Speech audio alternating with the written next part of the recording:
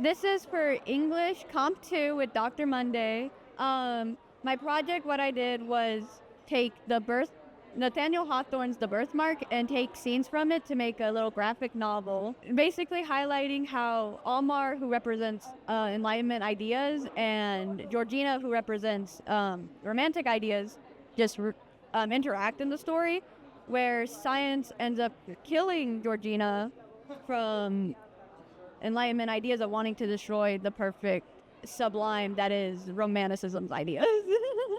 Basically, the earliest sketches and like the things I looked at whenever I was designing the characters, where I went from there, and then the final designs of everybody.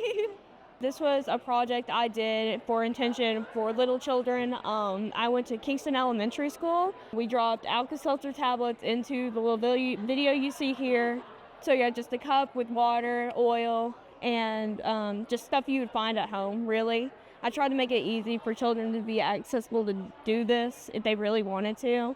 And I just tried to make science fun, because why wouldn't you want to make science fun? Basically just all of this right here, it kind of just goes into the science more. On this side over here, it's more about the density and just how this really works.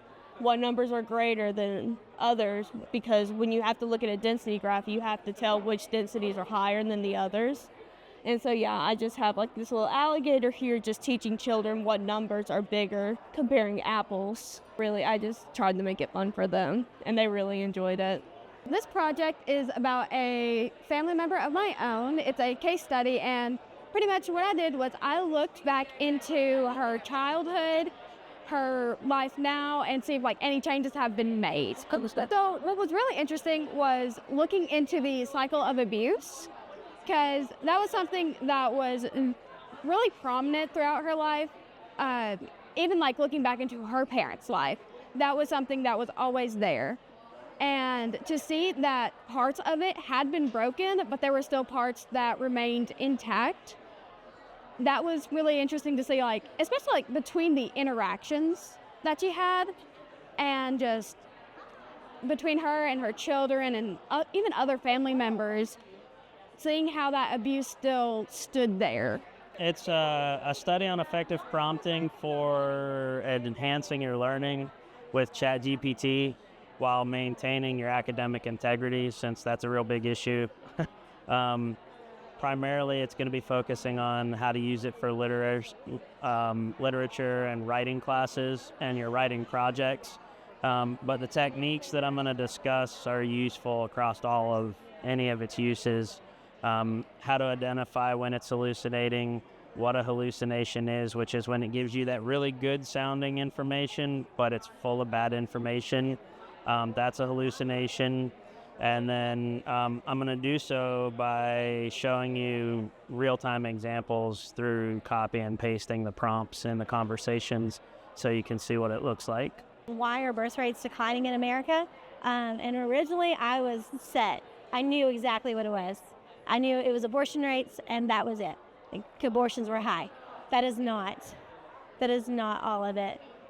So a large reason for our decline is our economic standings, the lack of income with the jobs.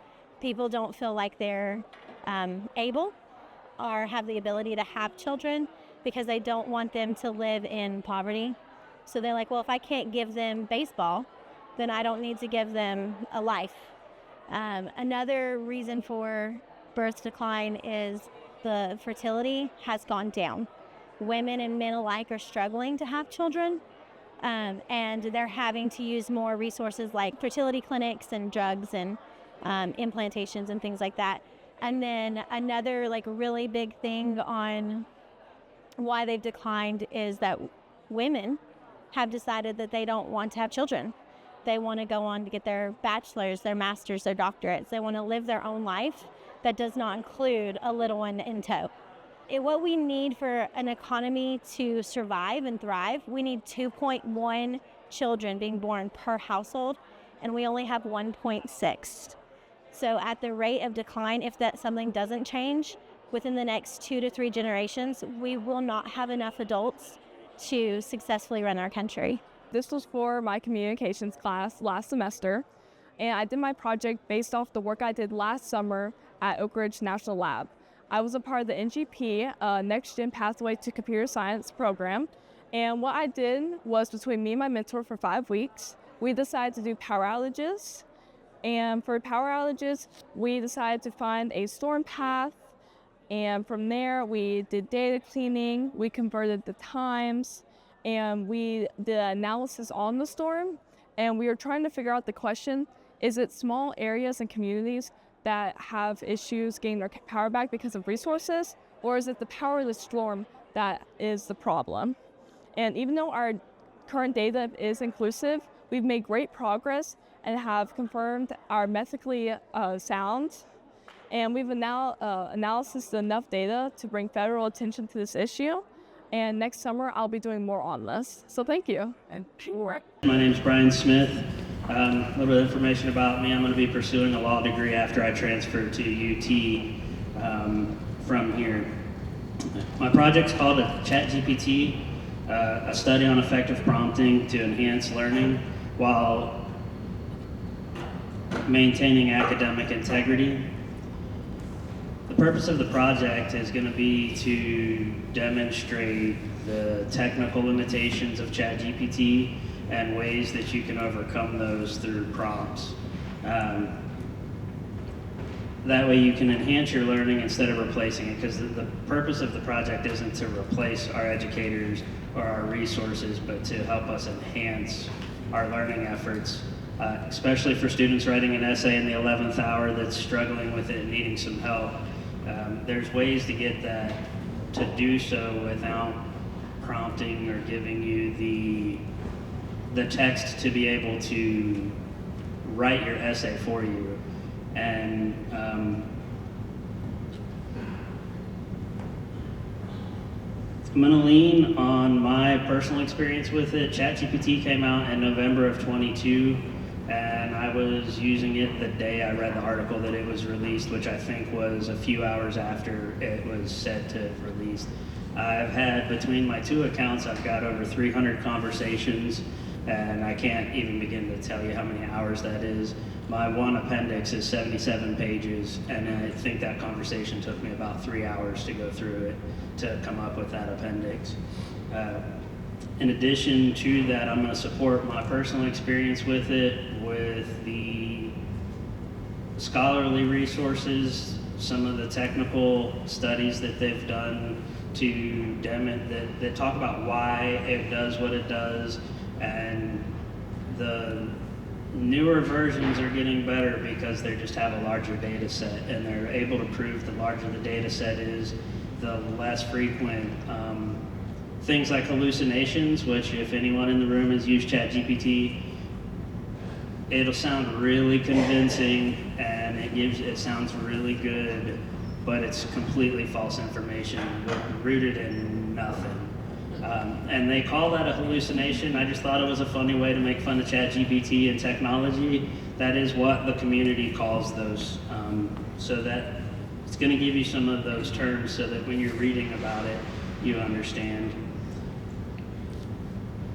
The hope is that it will show students how they can, like I said, supplement our education efforts and not replace our professors, but we can utilize that as a tool with an emphasis on academic integrity, so we're not risking violating our AI policies within the college,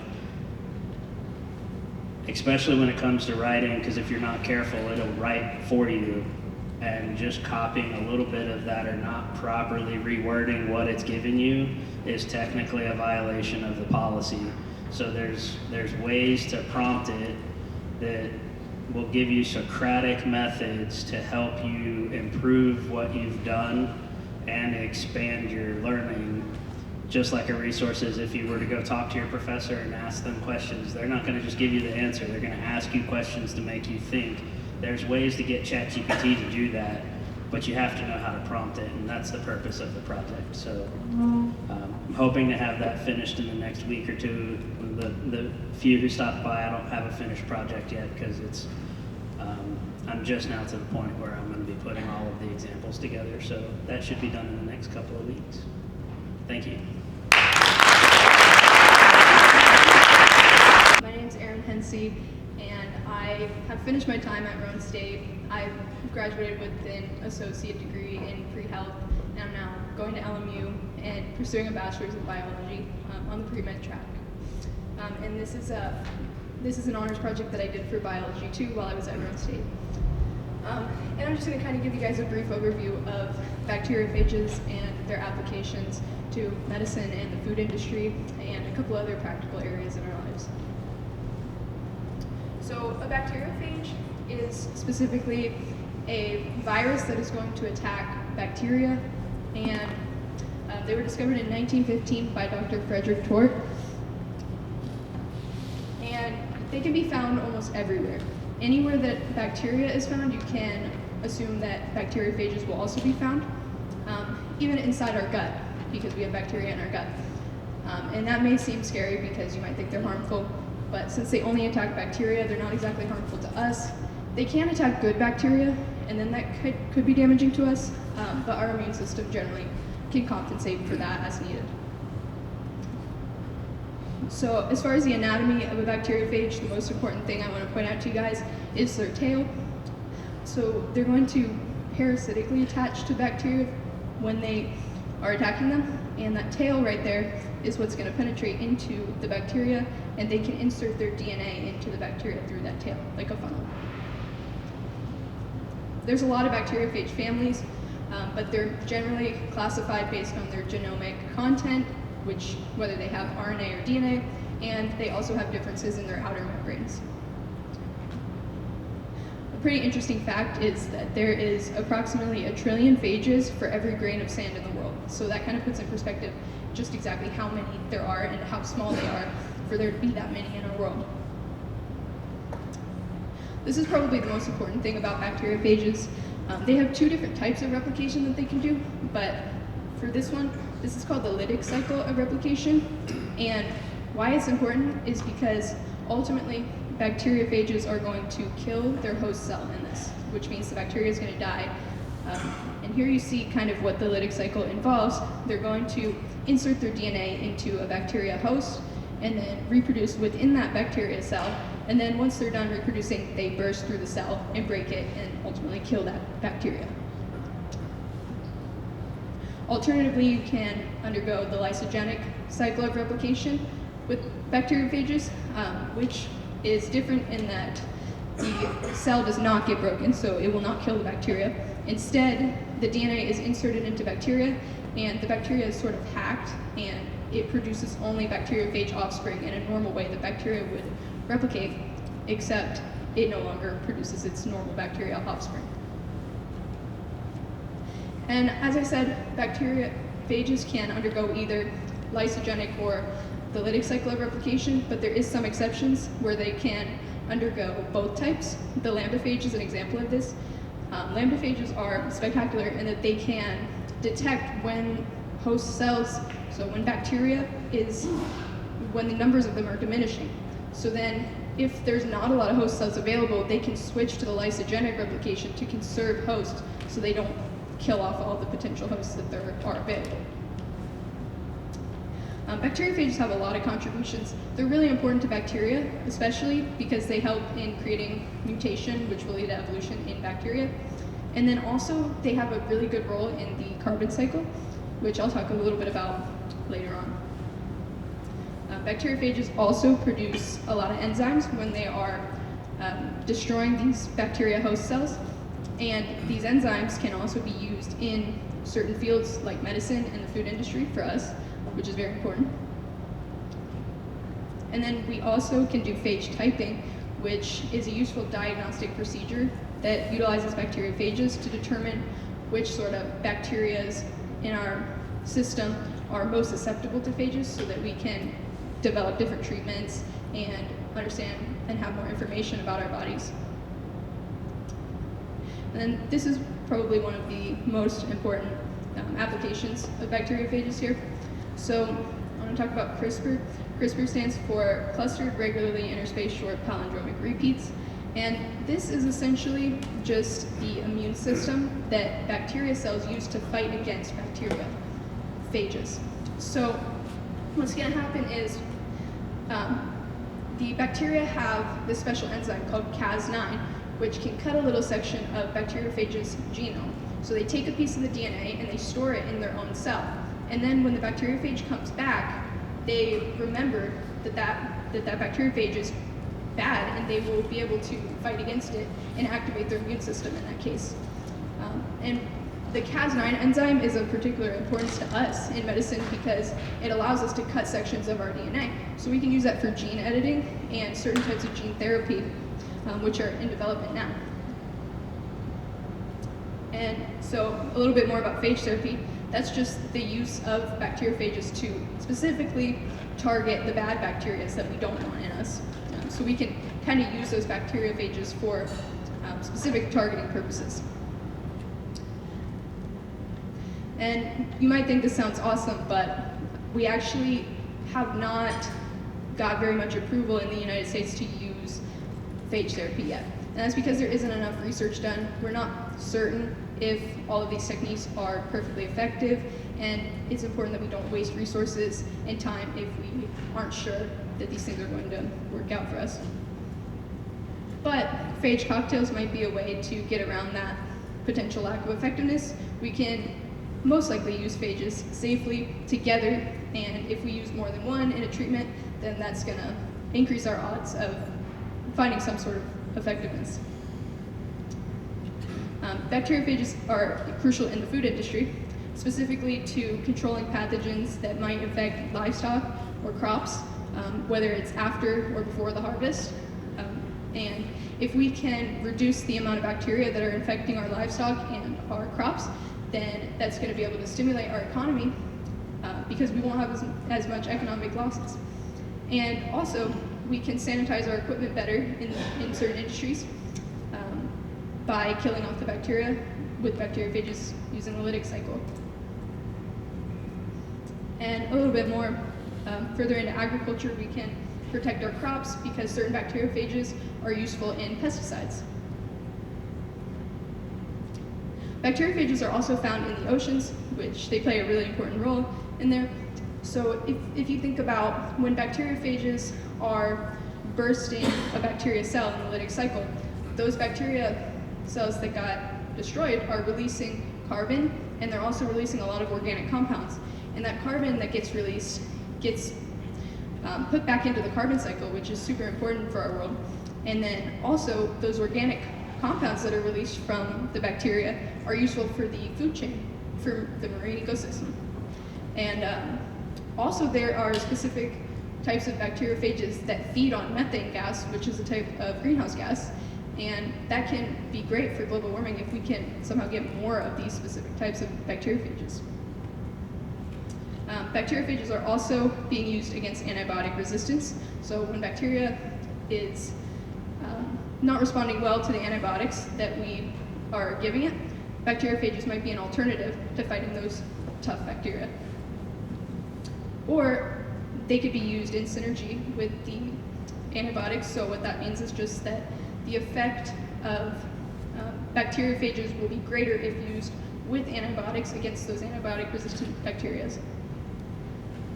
And bacteriophages also might have a role against cancer because they can enter that small tumor microenvironment and deliver drugs that are needed. And they also have a special ability to sort of wake up the immune system in our body, which is potentially a great solution or treatment for cancer. So in conclusion, there are a lot of applications for bacteriophages, and I hope that in the future we continue to explore and continue our research so that we can start utilizing more of these great different applications and potential of bacteriophages. What is a graphical representation of an ellipse? It's just a fancy way of saying I'm going to show you how to graph a oval with Python. So a quick disclaimer is my honors project is actually an extension of a class project that I did in Miss Jillian's multivariable calculus class. So the project actually had two partners on, but I went further and demonstrated and modeled the project with Python. There was ChatGPT used in the paper with the permission and knowledge of the instructor, and I used some ChatGPT to write the code. So imagine that you're watching a NASCAR race. It will look something like this. So who do you think is winning at this moment?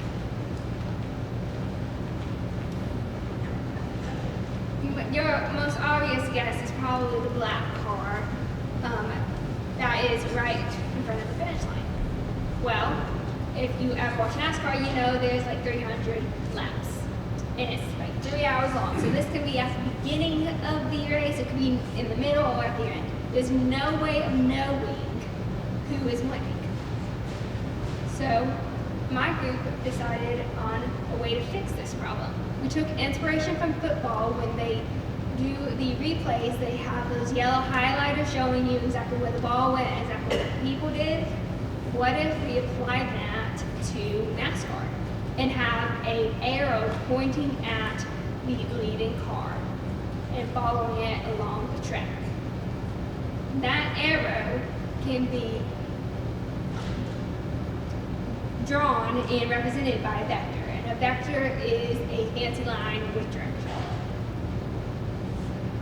So to model a NASCAR race, we decided to start with one race with one track, and we generated the ideal track using the dimensions of the Miami Speedway. And it created this ellipse to scale. And the A and B is just telling you how far the axis is from the horizontal points, or from the vertical points in case of D. It's kind of like a radius for a knot circle. So we had to first come up with equations that would represent certain things we need for the vector. Well, vectors have two components. They have a magnitude and direction. So the magnitude, we need to know where the car is from the center of the ellipse. And to find that, we have to find x and y, and then using geometry, how to find the area between 2 points, if you remember, is just the Pythagorean theorem. So that is how we found the magnitude of the vector. But also we need to know the direction, because if you remember from the ellipse, there are 4 quadrants, and they could be in any of those quadrants, and that could mean that there could be, negative is just a representation of direction, so you could technically have 4 points with the exact same x's and y's if you disregard the negative directions. So we had to be more specific than that, and so we decided to use theta. Theta is the angle with reference to a point. We decided to reference the starting line, and the greatest theta, or complete lap, is 2 pi. And so theta would give direction to the vector. And so we used the data we collected from the race to find theta in regards to time, which is what the first one is theta of t. And then we use theta to find x and y. So you got x of theta, y of theta. And so the first equation gives us direction, and x and y gives magnitude. And we also have a domain, because this is a real race. So it started at a set time, and it had a set number of laps. So we combine them together to get vector value functions. And if you look at the top one, it says r of theta. That is simply telling you the direction of the vector. So the I gave you the x coordinate, and the J gives you the Y coordinate because it's math loves to just add new letters in. And to make it more practical, because this is a race and we're doing a race in guards of time, we put it in R of time, and then we put it in polar coordinates. Polar coordinates is simply the same thing, magnitude and direction. So this monstrosity is really just a squared plus b squared equals c squared, or the distance between 2 points, or behind anything in a fan. It's a very common thing. It looks ugly, but it's actually not. It's just 2 things squared and then square root of that. And the second part is actually theta, because if you remember from our original formula, theta guards of time. So this whole monstrosity is just telling you magnitude and direction. And this is a more detailed explanation, and I've written this down because a lot of math people are not auditory learners. They need to read it to understand it for themselves. So I went ahead and basically what I just said to you and written it down, telling you more about theta. Because theta is very important in this formula because it gives you the amount of laps, it gives you how much it completed of a lap. And it tells you, very importantly, the position of the car on the ellipse. And so now that we found out all the mathematical formulas that we need to represent it, now we have to actually code it. And so I just written a basic code that I'm going to show you. I did one where it drew the track, and then you also need to put the time that you want to see the car at. And using the time and using those formulas that I mentioned above, we calculated the magnitude and direction. And magnitude is just length, how far away from it is. And so it draws the starting line, and it draws the vector to the car, and it outputs the results.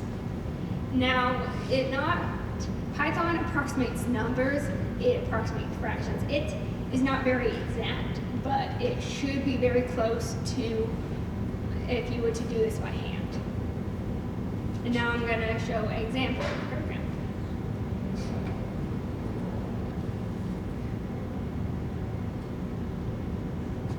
So this is it drawing the ellipse.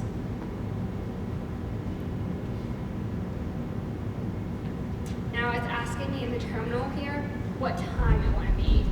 And so let's say it's going to be 2,000 seconds. Sorry. There it goes. And so it tells me after 2,000 seconds that it goes counterclockwise around the ellipse. This is where the car is. The number of laps are 0, so that means it has not completed a full lap yet. It also tells you the time that you inputted. Now you have to run it again. This way you can actually see it's moving. And you have to put it for an hour now. So after an hour, it has done 1 lap. And it can be run multiple times. And each time it will give you the position, the number of laps, and the time. And so let's say it was now 5,000. And we're probably on the second lap. Because these races aren't very long. Now, this project is really simple. And like I said, you're just pointing out a car on the ellipse using 2 things. Magnitude, or the length, and the direction of it. And this project is very simple to do, and I hope that you guys understand it. I like doing this project because it was able to bring something out of the classroom and actually model this. This is something that NASCAR people do when they're trying to figure out how fast the car will go when they need to turn, and a bunch of other factors that this can be applied to. And I found it very interesting to do.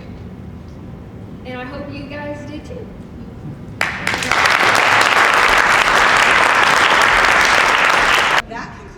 3 oral presentations. And again, I wanted to thank all 3 of our speakers and also all of our students who presented their posters and computer displays and artistic displays earlier. Also, I want to really thank the families and friends who are here supporting the students. We really appreciate the time that you've allowed your students to have to work on these projects and the time that you're taking this evening to celebrate with us. So thank you very much. Students, let's give your friends and family a little round of applause.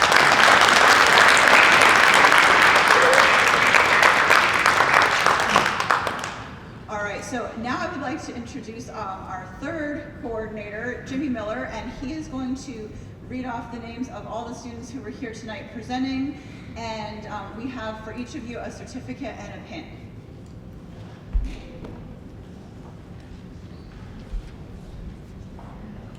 So when I call your name, I have to receive your pin and certificate. So first, oh yeah, line up. We'll probably take a picture. Yeah. Don't go back to your seat. Line up. So Madison Gardwell.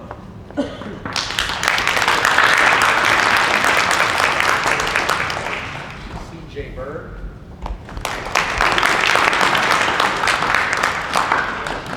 Olivia Bitterly. Ada Branson. Miranda Clark. Kristen Combs.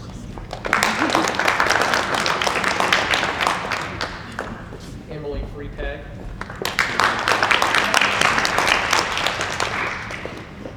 Evelyn Gentry. Anna Gibbons. Shay Jola. Aaron Hensey. Jennifer Haley. Micaiah Jones. Madeline Miller. Ashley Wynn. Vanessa Chalsky. Bailey Sargent. Brian Smith. Heather Smith. Isaac Thacker. Shailene Travis. Allison Pye. Tatum Valdez. Isabella Webb. Brody Wilkerson. And Braden Whitechain.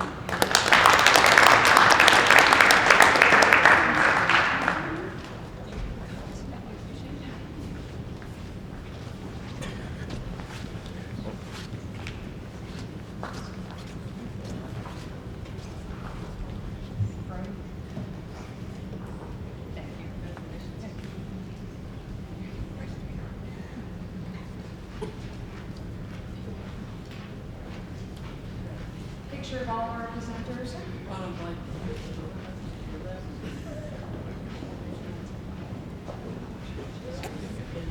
Move them out. Yeah, make a couple of lines, guys. We have a lot of presenters this year.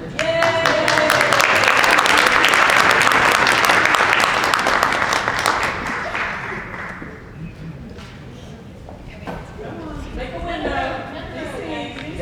Come on, chin.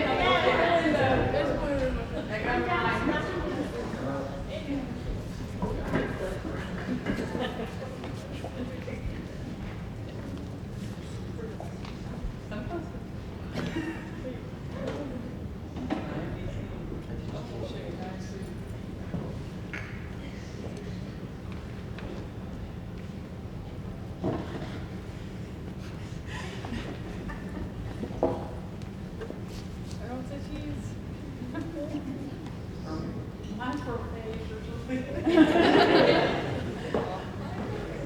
All right, guys, thank you again.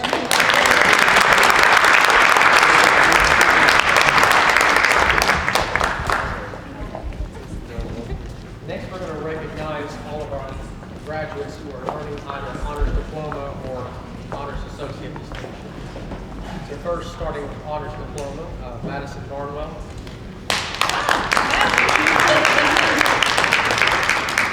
We'll do the same thing, line up. Spencer Currington.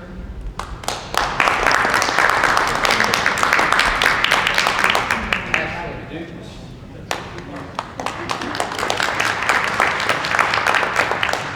Aaron Hensey.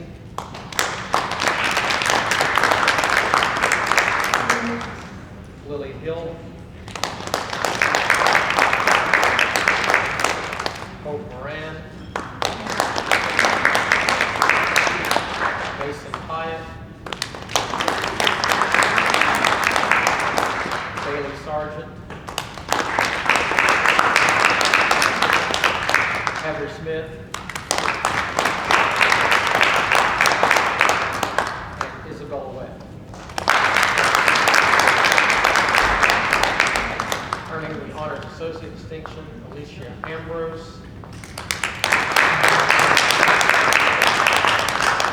Roden Barlow. Miranda Clark. Summer Motzenbacher. Taylor Simonton. And Zachary Zichek.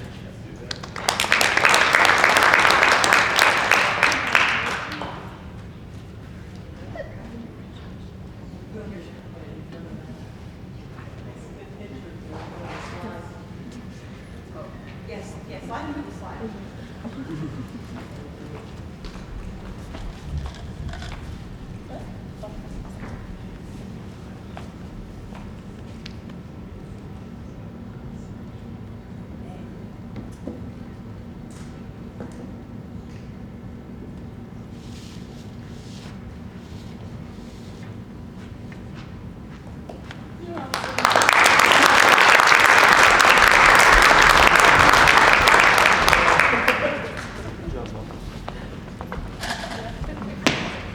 All right, so congratulations again to the students who were able to join us tonight and get their medallions, and to those who weren't able to be with us tonight. We are so excited that you guys have done so many honors projects, and we look forward to seeing you walk across the stage at commencement and then see all the exciting things you'll do even beyond that. So again, thank you to all of the family and friends who are here supporting their students. Thank you to the staff and the faculty who have joined us tonight. Thank you to the people on the Honors Committee who helped set this up. Thank you to my fellow coordinators, Jimmy and Beth. Thank you to the food staff for the delicious dinner and desserts. And I just want to wish all of you a great, strong finish to the semester, a very happy commencement for those of you graduating. And for those of you returning, come back next year, get all enough credits, and get your medallions. So thank you again all for coming, and safe drive home.